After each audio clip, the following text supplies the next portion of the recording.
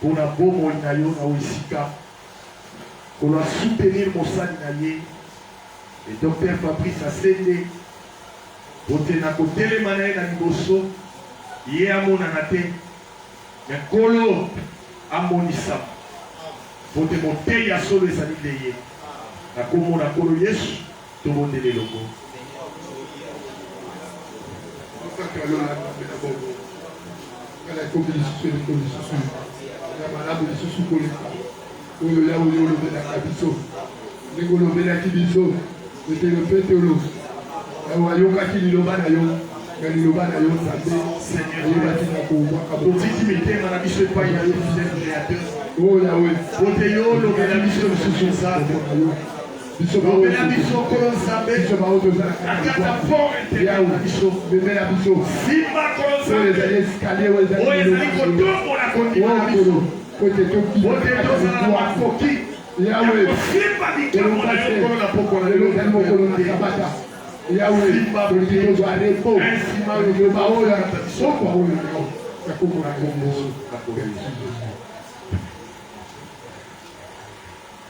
Amen. Vous mettez l'icône na biso moko. Amen. Gloire au Seigneur. Et dit vous mettez la colo maboko ya balo.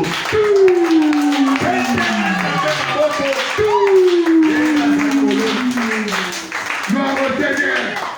Voilà, je passe sur le coup. Vous allez kobenga local na Nzambe, docteur Fabrice Asende, mais à l'équipe liboso.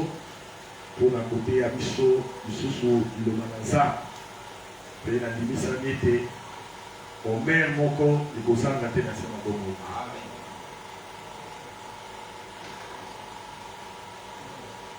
Ok, que le Seigneur de gloire nous bénisse. Amen. Je disais que le Seigneur de gloire nous bénisse. Amen. Est-ce qu'il y a la joie encore ce soir? Amen. Est-ce qu'il y a vraiment la joie parmi nous? Amen. S'il y en a, tu peux les manifester en acclamant pour le Seigneur. Acclame celui qui est mort et ressuscité pour toi. Celui qui a vaincu la mort. La véritable manne qui traverse jusqu'au 7e jour. Celui qui pouvait dire à la mort, oh mort, où est ton aiguillon? Et s'il a vaincu la mort, moi je me pose la question, comment le corona peut résister? S'il a vaincu la mort, moi je me pose la question, comment le cancer peut résister? Acclame encore pour le Seigneur de gloire. Il est merveilleux.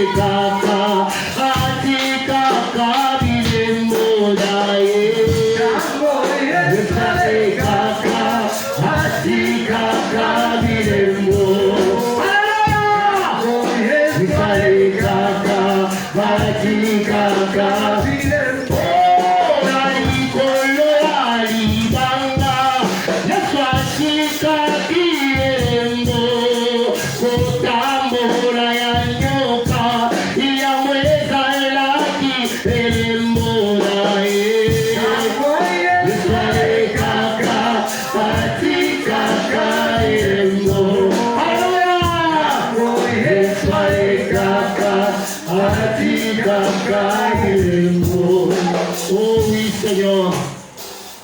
Nous croyons que c'est toi la véritable trace du serpent sur les rochers. Merci, Seigneur. Parce que la vraie trace du serpent sur les rochers, c'est le bâton de Moïse. Quand ça frappe sur les rochers doivent se déchirer et le peuple assoiffé doit avoir l'eau. Retire, parce que ta parole est toujours fidèle. Donne gloire à ton nom. Au nom de Jésus-Christ. Amen. Acclame encore pour le Seigneur de gloire. Il est tellement d'arrêt, il est mort.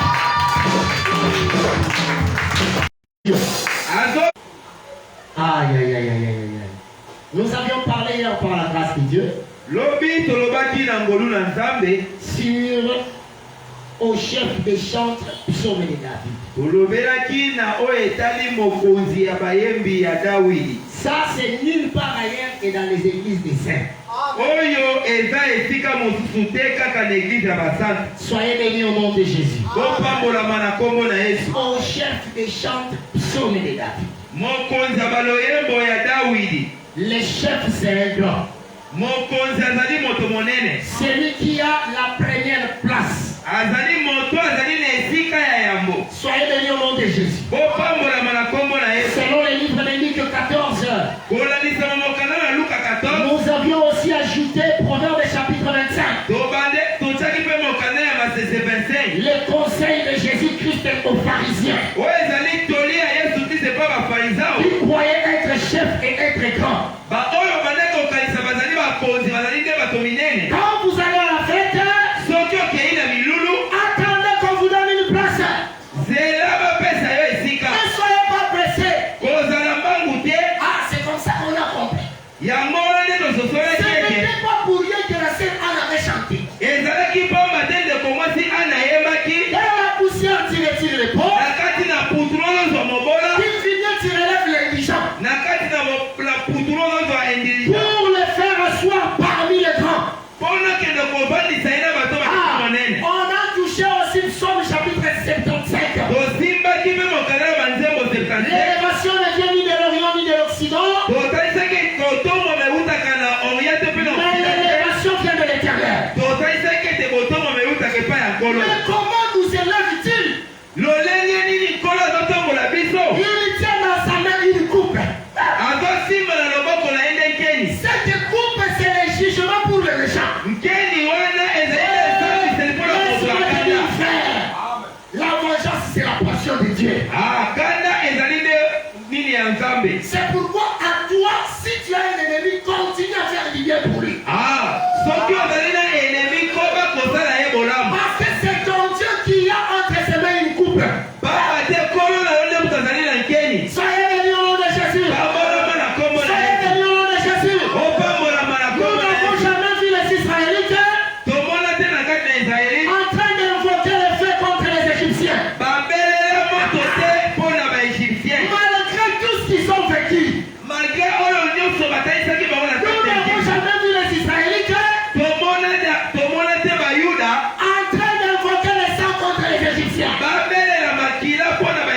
Parce qu'ils savaient. Parce qu'eux ils savaient. Qu'il doit te faire du bien. La portion de la vengeance, ça appartient à l'Éternel. Est-ce que tu peux acclamer pour le Seigneur de gloire? Nous avions aussi expliqué qu'en réalité, quand la sœur Anne chante dans le livre de 1 Samuel chapitre 2 verset 8, disons que de la poussière tu retires le pauvre et l'indigent. Ces pauvres là, cet indigent c'est Adam.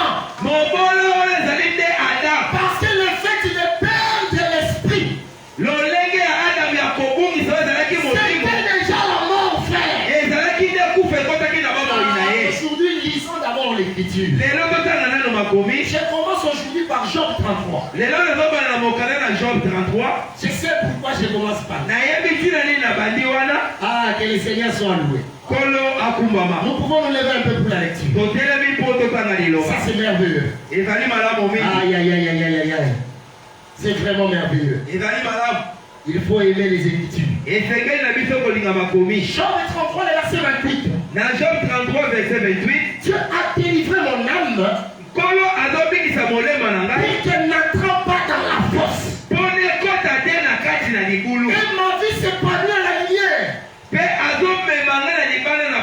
Nous pouvons nous asseoir que le Seigneur ajoute de l'espace à cette écriture. Amen. Nous étions en train de dire que la poussière tire les pauvres c'est Adam.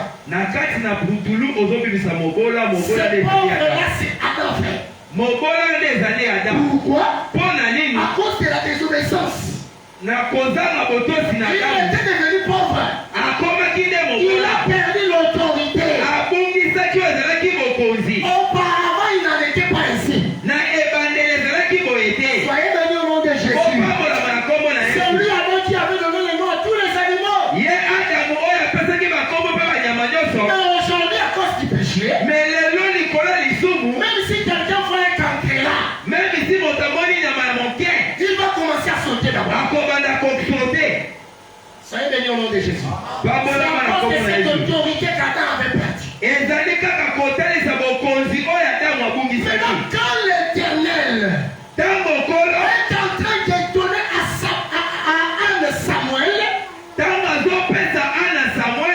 j'aime ça. Comment Anne est en train d'avoir Samuel, mais elle chante comme ça. Et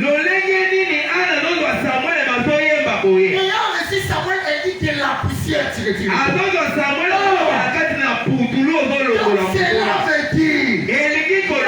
Dieu, il n'est pas seulement capable d'expliquer la poussière, mais il est aussi capable à Anne de lui donner Samuel. Cela est écrit pour nous servir aussi d'exemple. Sinon, si cela ne se passe pas ici, ça ne sera qu'un discours purement politique. Que le Seigneur nous bénisse abondamment. Le pauvre là, c'est Adam. Il a perdu la richesse. Ah, c'est que l'obéissance, c'est toute une richesse, frère. Ne t'attends pas d'abord à devenir riche matériellement. Quand tu obéis à la parole, tu es riche. Mais cela doit se manifester là physiquement. Acclame pour le Seigneur de gloire. Et c'est comme ça qu'on a compris que le chef des chantres, comme dans Psaume 40, on dit c'est David, nous disons que c'est David-là, c'était l'ombre dans l'ombre. Parce que même David a prophétisé à Moïse. C'est là que l'Écriture, le livre de Matthieu, le chapitre 11. Le chapitre 11, frère. Je crois le verset 13. L'Écriture dit la loi prophétisée jusqu'à Jean. Dans cette loi-là, il y avait aussi David. C'est David-là était prophète selon Acte 2. C'est comme ça que ça nous a ouvert une brèche pour comprendre que les jours où Adam avait péché, il était déjà tombé dans un trou. Parce que l'Écriture dit dans Job 33, délivre-moi de la force. Et l'Écriture précise, qui on va en premier délivrer? On va d'abord délivrer l'âme. Ah, je pensais que tu m'as compris. L'âme c'est qui? Je n'ai pas dit l'âme c'est quoi, j'ai dit l'âme c'est qui? Aïe aïe aïe aïe aïe aïe aïe aïe. Prends ta Bible, frère. Genèse chapitre 2. Quand on parle de l'âme, il y a quelqu'un qui va souffrir avec les dictionnaires. dictionnaire là, il n'est pas sauvé.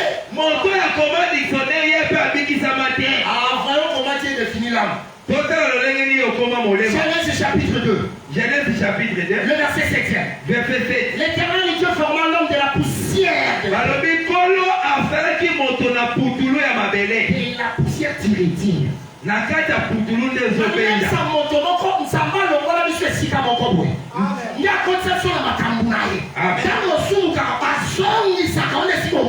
Amen.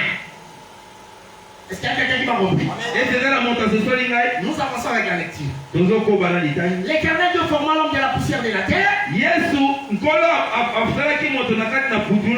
souffla dans ses narines un souffle de vie. Et l'homme devint un être vivant. Cette écriture n'est pas isolée. 1 Corinthiens chapitre 15. 1 Corinthiens chapitre 15. Oh, glory to God. Ça c'est merveilleux, frère. Amen. 1 Corinthiens 15. 1 Corinthiens verset 45. Verset 45. C'est pourquoi il est écrit, et comment le premier homme Adam devint une âme vivante. Je me limite là. Là on écrit un être vivant. Ici on confirme une âme vivante. J'aimerais te confirmer. Quand l'Éternel avait créé Adam, il avait un corps comme statue. Ça ne pouvait pas bouger. Parce qu'il n'avait pas la vie. Mais ce qui doit mener la vie, c'est quand l'Éternel souffle. Quand il souffle, maintenant l'âme doit être vivante. Or dans Genèse 2, on dit l'homme devait un être vivant. J'aimerais te dire ceci. En réalité, dans l'homme. Quand j'ai dit ceci, il y a les frères déjà qui me regardent du shop, prenez le verset 8. Amen. Et les frères me regardaient déjà. Amen. En réalité, dans l'homme, ce n'est que le souffle du tout puissant. Même quand les gens disent, ils récitent un psaume avec tort, frère. Avec tort. Ils disent non, psaume 150, le verset 6. Que tout ce qui respire, loue le nom de l'Éternel. Qui est celui qui respire? C'est le frère Paul qui donne la réponse. Le frère Paul dit, tout celui qui vit dans le plaisir du monde, vraiment croit qu'il est vivant. Amen. Donc il y a des gens, s'ils sont en dehors de cet évangile, même s'ils se vêtissent bien, ils sont des morts vivants. Ah, très bien. C'est ça, frère. Soyez bénis au nom de Jésus. Que tous ceux qui respirent, ou aller à rendre, ils s'en lavent à santé. Parce que c'est eux qui respirent. Amen. Soyez bénis au nom de Jésus. Amen. C'est pourquoi il faut être fier d'avoir ces dons que l'évangile éternel. Parce que tu respires. C'est comme ça que j'ai dit à une soeur, je crois hier ou aujourd'hui matin. Amen. Parce que je me forme en Europe, le corona est plus terrible. Cette soeur m'appelle et me dit, papa, je n'ai pas pu respirer. Tu sais, hein? Oui, Le miracle, c'est le domaine des gens qui ont la foi. Amen. Je lui ai dit clairement, tu n'as pas respiré. C'est au pingouin. Au papa, corona, c'est au panela, il sous comme moi à la terre. À cause de l'évangile, tu dois respirer normalement. Soyez bénis au nom de Jésus. Le Dieu des apôtres continue à agir, frère. Amen. Ce ne sont pas que des fables. Notre prédication réside aussi dans la démonstration de la puissance de Dieu. Amen.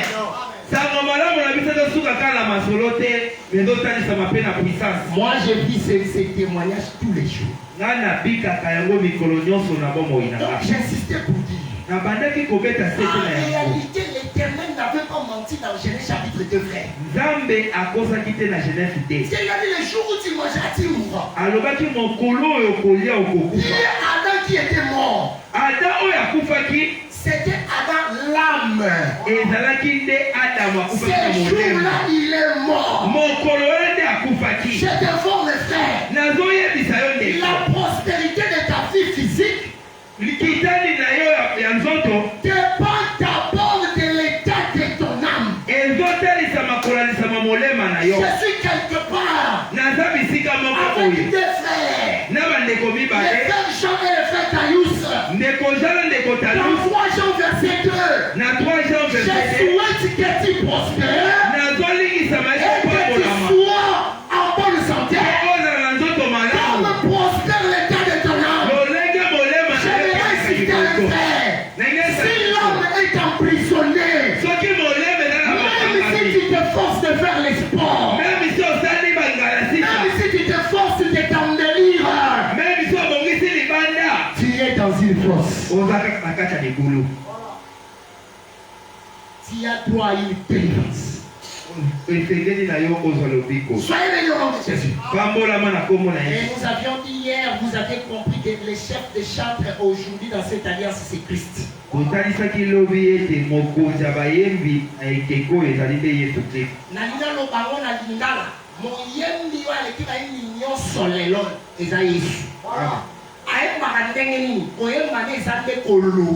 Amen. Na répété ce que monoko yo esengela efongwa malelo ezalaka ya Yesu. Amen. Na ngomoni soki mote ya ya fonga ko na bandelo ba makambo na ye ko kitisa ye. Voilà. T'as me comprendre? Amen. Oh mais je suis dans Apocalypse chapitre 1er, non? Amen. Et c'est lui qui lit. Amen. Oh, est-ce que c'est un écrit là? Malobakati battre le batani, mon je crois c'est le verset 3 frère. Oui oui. Et c'est lui qui lit. Et ceux qui entendent. Amen. Voilà. C'est ce qui est compris. Les chefs de centre aujourd'hui m'ont fait ces gestes.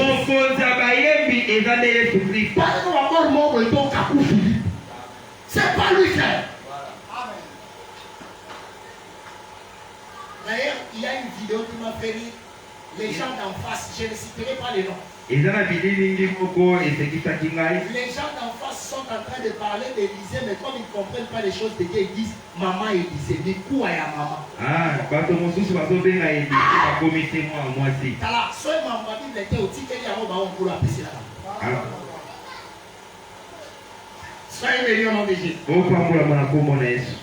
Voilà, nous devons saluer voilà Nzambe na bango. Nzambe. Nzamba saluer. Walipa kuna mtu yekomina mikuwa ya mama. Acclame le Seigneur de gloire. Acclame celui qui est vivant. Acclame celui qui a créé le ciel à terre avec des certitudes. Que le Seigneur te bénisse. Que le Seigneur te bénisse. Donc on a vu aussi que selon Deutéronome 31. Le verset 19, ça ce sont les écritures qu'on a vu. On a vu par rapport à cette écriture. Et même par rapport à 2 Samuel chapitre 1er, les cantiques funèbres de Saoul. Que David avait chanté. Selon ces 2 écritures, les cantiques c'est un enseignement. C'est comme ça qu'on a compris que les cantiques c'est à la fois une prophétie et un enseignement. Ne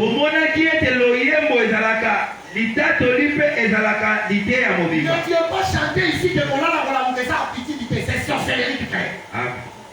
Il faut nous chanter les cantiques de Sion. Soyez bénis au nom de Jésus. Et c'est comme ça qu'on a vu dans Matthieu chapitre 11.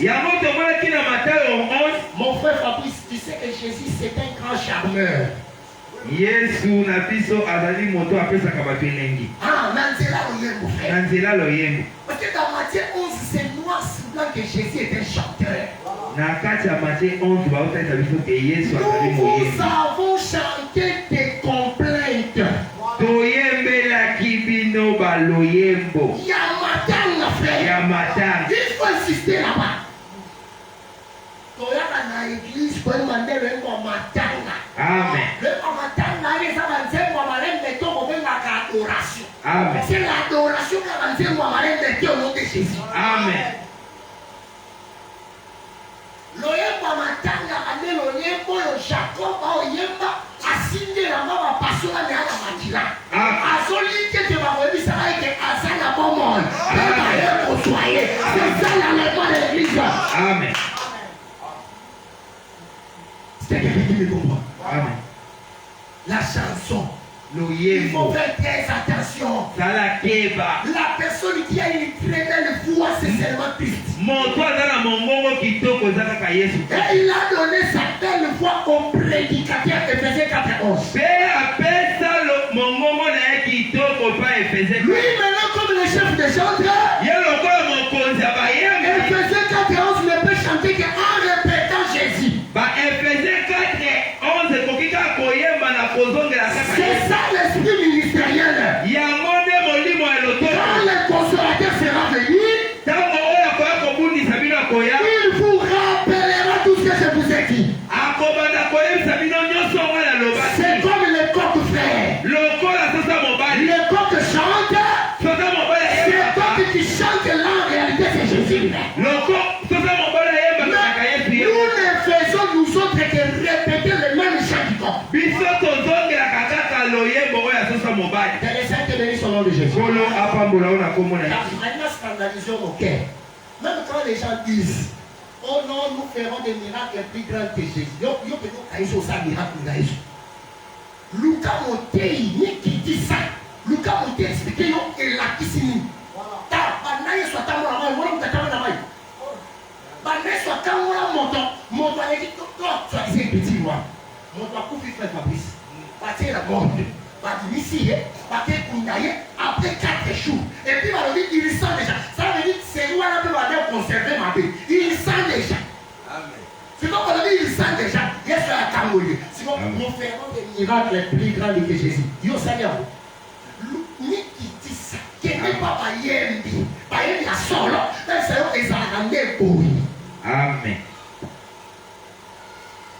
Acclame le Seigneur de gloire. Acclame Acclame le Seigneur de gloire.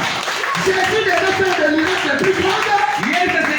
Pour que même ceux qui venaient pour l'arrêter disent, on n'a jamais entendu on me parler comme cet homme. En d'autres termes, on n'a jamais entendu un chanteur chanter comme Jésus. Le chef des chants. Maintenant, je vais mettre une petite balustrade pour prendre ma côte à terre. Amen. Deutéronome chapitre 18, le verset 15. Deutéronome 18, verset 15. Les grands chantres dans l'ancienne alliance doivent annoncer les grands chantres dans la nouvelle alliance. Parce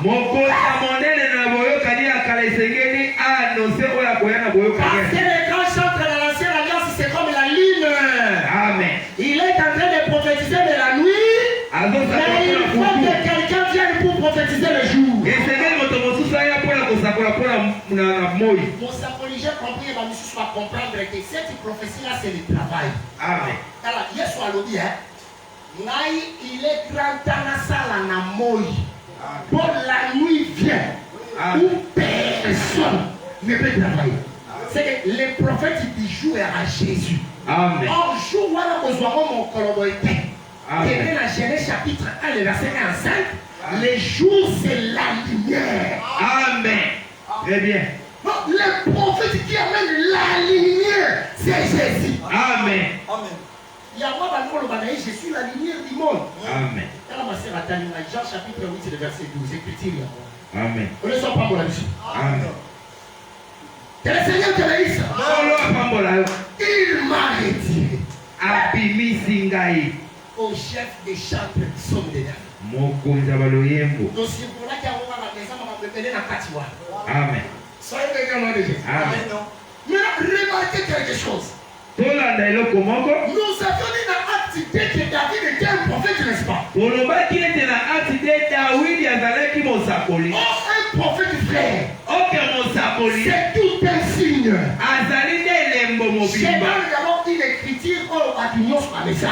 nakopesa likomi moko bato nyonso babeyebi. Ésaïe chapitre 8, le verset 18. Esaïe 8 verset 18. Moi et les enfants que tu m'as donnés, ngai na bana opesi biso nous sommes des signes. tozali bilembo. Mais il y a aussi une autre écriture. me eza mpe na likomi Somme mosusu. chapitre 74, le verset 9. Somme 74 verset 9. Nous ne voyons plus nos signes. tozomona susu bilembo na Nous biso ne te. voyons plus nos prophètes. tozomona susu basakoli na biso te. Psaume 74, le verset 9. Somme 74 verset 9. J'ai toujours retenu un précieux conseil que nous donnait le prophète en son temps. natikala toujours natoli malamu babandaki kopesa biso epai ya mobateli tiala. Il disait il faut beaucoup lire la Bible. abandaki kotalisa biso esengi kotanga biblia Si mingi. tu vois une écriture dans laquelle on explique sommeil comme la mort, c'est une écriture, mais il y en a plusieurs. alobi soki omoni na likomi moko bazolimola pongi lokola kufa yebaki eza na makomi ebele elobeli Continue yango à lire. po bakotanga. Soyez bénis au nom de Jésus. opambolama na kombo na Le ye. prophète, c'est un signe. mosakoli azali Donc elembo. ici, dans Psaume 40, il m'a retiré de la faute de la destruction. Nous comprenons que David ne parlait pas de lui. awa tozososola ete dawidi abandaki kolobela ye na ye te. Ah, mais il parlait de qui? abandaki kolobela nani? Ne raisonnons pas aussi. biso tokanisa te. Laissons les critiques s'expliquer. totika makomi yango moko pesa biso Le sikisiki. prophète est un signe, mosakoli azali elembo mais il représente Dieu. me azotalisa nde À nzambe. part le fait de représenter Dieu, apa kotalisa nzambe les prophètes représentent aussi le peuple.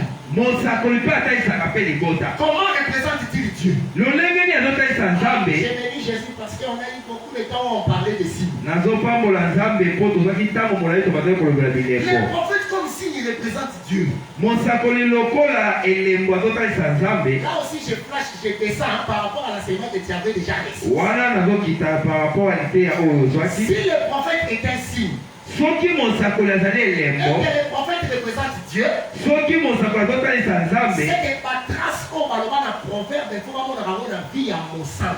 amen. Les traces de l'évangile, il faut qu'elles soient dans la vie à mon sang. Est-ce qu'il y a quelqu'un qui me comprend? ete eza na moto azosotolanga Les traces.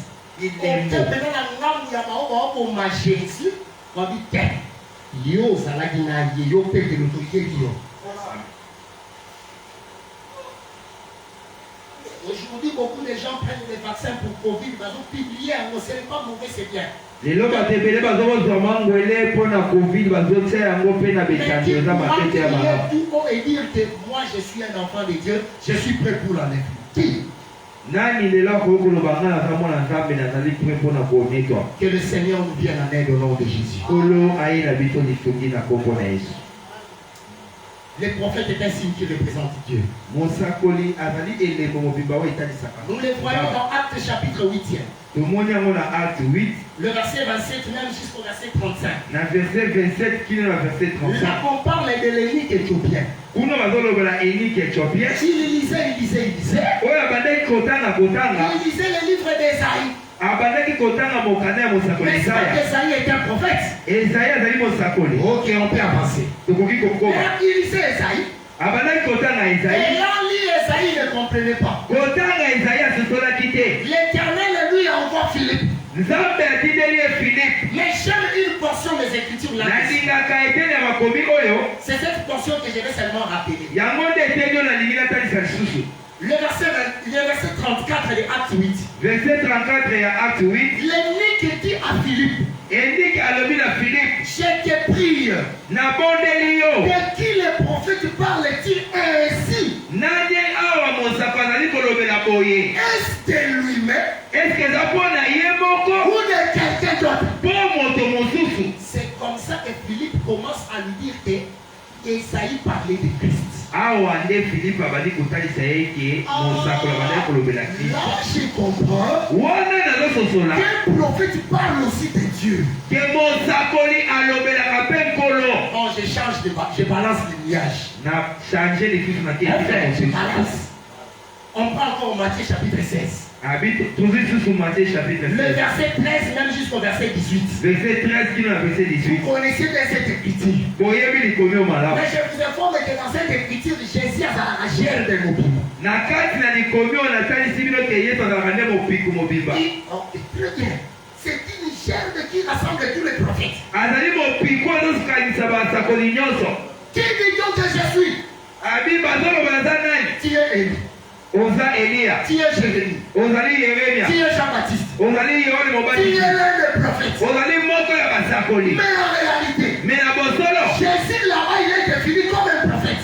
kuna yesa komaki lokola mosakoli. Dit-on d'abord là-bas. Tosuka nano Et wana. comme un prophète, Lokola c'est mosakoli. Pierre qui vient nous éclairer. Ezali nde Petro amena kopesa Tu es le Christ, azali Kristo. le Fils du Dieu vivant. Mwana ya Nzambe na bango. J'aimerais mettre une balustrade, frère. Na lingi na chawa bis. Fiki wana. Retiens ça très bien. Fimba yango malamu. Le Christ comme fils de Dieu et l'Omolaka était Dieu lui-même. Amen. Parce que quand on parle de Christ, c'est celui-là le sauveur. Amen.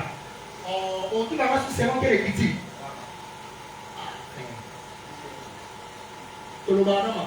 Matthieu chapitre 1. Matthieu chapitre 1. Nazosunga yo poso kutenga pato yeso anzambe te. Comme maman l'écriture biscuit na ba ona batanga te. Amen. Et ko sunga makasi. Soyez bénis au nom de Jésus. Amen. Oh, soyez bénis au nom de Jésus. Amen. Matthieu chapitre 1er. Matthieu 1er. Tu prends seulement le verset 21. Verset 21. Jusqu'au verset 23e. Jusqu'à verset 23. Là, on donne le nom de Jésus et on dit c'est celui-là le sauveur. Or, dans Esaïe chapitre 35, il est déjà dit au verset 4 en descendant, c'est moi l'Éternel qui viendra et vous sauvera. Ah, oh mon sauveur Esaïe déjà annoncé qu'il montre ce que là qui a le rôle à sauver. Comment devait-il venir? C'est dans la portion du petit qu'on appelle fils. On ne joue pas pour elle. Amen. La Genèse 18 peut l'abîmer l'Abraham. Abraham peut être une chose éternelle. Amen. Quand il y a du mélange de la Genèse 18, tu comprends les galates à peine autres. Amen. Et le mot vient s'embêter. D'ailleurs, si on a rien dans d'autres, il faut séparer parce que yo Sarah au séparer. Amen. Ah, je ferme la parenthèse, on avance. Amen. Il m'a retiré de la force de destruction. Nous avions démontré que les prophètes, c'est un signe qui représente Dieu. Je descends aussi dans l'instruction. Si on a expliqué que les chefs de chantre étaient Moïse dans l'ancienne alliance, et que les chantres dans l'ancienne alliance, c'était des prophètes. À la fin, quand on suit faux, là, on comprend, on comprend. D'abord, la loi, les psaumes et les prophètes, sinon c'est dans la loi. Est-ce que vous avez bien? Parce que dans mon père, quand on dit, on va prophétiser. Pas Moïse, il va prophétiser. Parce que dans Deutéronome 31, quand il y a Moïse, il va dire combien d'enseignements. Est-ce que vous avez bien? Alors, on a psaume, on dit, il y a un autre qui s'est dit, on a l'église, il va 100% toi-même. L'éternel est mon berger. Amen. Et sa récitation terre. Voilà. Soyez les gars de Jésus. Maintenant, si Moïse est le chef de chantre dans l'ancienne alliance, et les prophètes qui sont les chefs sont les chantres dans l'ancienne alliance, dans la nouvelle alliance, les chefs de chantre c'est Christ. Et puis les chantres c'est Éphésiens 4. Même les chantres physiques ici, ce sont des danseurs. Parce qu'il répète que la chanson d'Éphésiens 4. Soyez bénis au nom de Jésus. Voilà pourquoi à eux il ne leur est pas donné de manger la vie. J'insiste.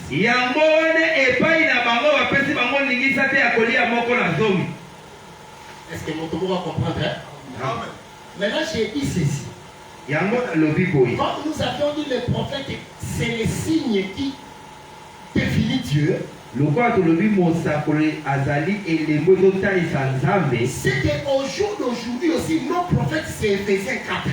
Na mokolo ya lelo basakoli na biso pe ezali Ephésiens En 4. d'autres termes, un ministre est appelé à veiller sur lui et sur son enseignement. Na elobeli mosusu mote esengeli abikela liteya Parce na ye. qu'en lui, on doit voir Dieu. Na kati na ye esengeli tomona Nzambe. Frère, ezalaki ancienne alliance te ezalaka nouvelle alliance. Ntango bamoni likambo esalemi na kati ya vie ya Paul balobi un Dieu est descendu sur terre. C'est vous allez lire bien. Il faut beaucoup prier pour nos prédicateurs. Yango esengeli tobondelaka mingi mpo na bateyi na Ils biso. reflètent vraiment Dieu. Batalisaka nde Nzambe. Basa benga le roi Samuel akoma kaka boye mais sika baisai bazalaki bango bato basuki babi otambolaka pamba te likambo nini ebengi yo nzambe alobi nini. Il faut beaucoup prier pour nos prédicateurs bazalaka barépétiteur te baperroquet te maintenant bazoloba motu mosusu bafandaki wana maladi ewumeli abiki tala yesu ayaka kosala baventure te na Jean chapitre 5 parce que ezali na bamisu babande kondima na baeffort na bango tala betesi na wana bato bandoli na baeffort na bango ezalaka baprofete bato badinda wana na parabole wana yakaka baprofete parce que barobiste bata wana yali baprofete okeresone to ndekonana fozala mpe na force physique kindaki. Amen. Yo aussi ma chiffre la Bible de la papa. C'est comme ça aussi que je flash. 666 et dans la 666 Bon, on a dit, oh, 3 hommes. C'est sorcerico, diabolico, dans la physique P. Amen. D'ailleurs, on a informé que 666 n'est pas diabolique. Nous avons pas de fissale. Amen. Parce que le chiffre 666, c'est le chiffre de la royauté, le chiffre de l'or. Amen. Amen. 47 ans, ça m'a dit 666. Très bien. Ceux qui m'ont dit que 666 c'est comme la physique, mais ceux qui m'ont dit qui m'a dit. Or, il faut prophétiser comme ça. Amen. Quand on va le mettre à la cible le front, côté Goli, il sera flashé dans un pardon. Mais quand ils sont à boire, Amen. On a bien vous. Il y a des gens faits. Ce qui est dans la bateau. Il y a des gens qui sont audacieux. Oh, bazar, na siki. Oh non, 666. Donc 666. Voilà, pose une opportunité pour les rendre à TV, donc on les caca pour nous de Jésus. Oh, 666, on m'a dit 6 wana, 3 personnes. Nani a timbi. Jérémie chapitre 23, il dit ala que la maman de mon sacolio a zolo maman le la timbi. Amen. 666 ans, on va lever vous allez sur les fronts. Les fronts, ils allaient aller moutou à moutou. Amen. Amen. Ils allaient aller moutou à moutou. Ils allaient aller moutou. Et puis, si on est sur la chose qu'on comprend, les pénègres, les lobbies, ce photo, ils la nzambe. Frère, qu'est-ce que ça va moi préparer? Je vais expliquer pas à moutou pour comprendre. Vous connaissez pas mon rêve? Amen. Quand on parle du front, Quand on va lever la kelongi. cela a tendance à parler de la tête. En d'autres termes, ça signifie quoi? Que en ces temps-là, toutes les pensées des gens qui ne seront pas enlevés, parce que moi je serai enlevé, leurs pensées, en adorant la bête, ça va se tourner vers la bête. Parce que la pensée, c'est la tête. Maintenant,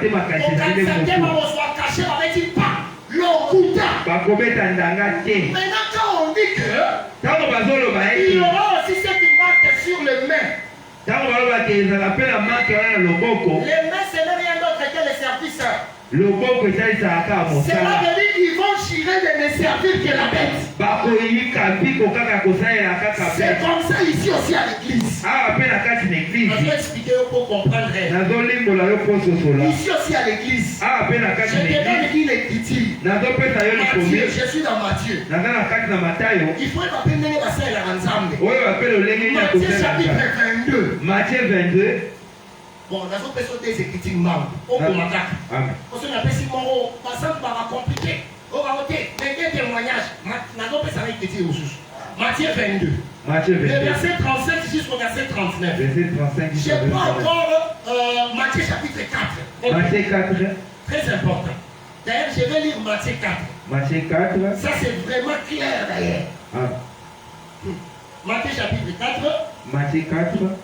je touche le verset 10. Verset 10. Jésus lui dit, Yes, Jésus lui dit à Satan, car il est écrit, car le tu adoreras le Seigneur ton Dieu et tu le serviras lui seul. Maintenant, comment on adore le Seigneur? C'est là que Matthieu 22 intervient. Amen. Matthieu 22 intervient là-bas. Matthieu 22, J'ai touché seulement le verset 37. verset 37. Jésus lui répondit, tu aimeras le Seigneur ton Dieu de tout ton cœur, de toute ton âme et de toute ta pensée. Nous aussi aujourd'hui, frères, nous devons servir ou aimer le Seigneur de toutes nos pensées. C'est comme ça que le prophète l'Écriture dit que tout ce qui est bon soit l'objet de vos pensées. Bon, on va les organiser évangile. Amen. Il faut y avoir l'homme à la localisation. Amen.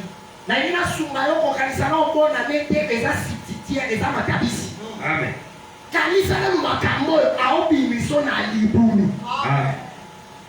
Quelles pensées doivent se focaliser vers Dieu?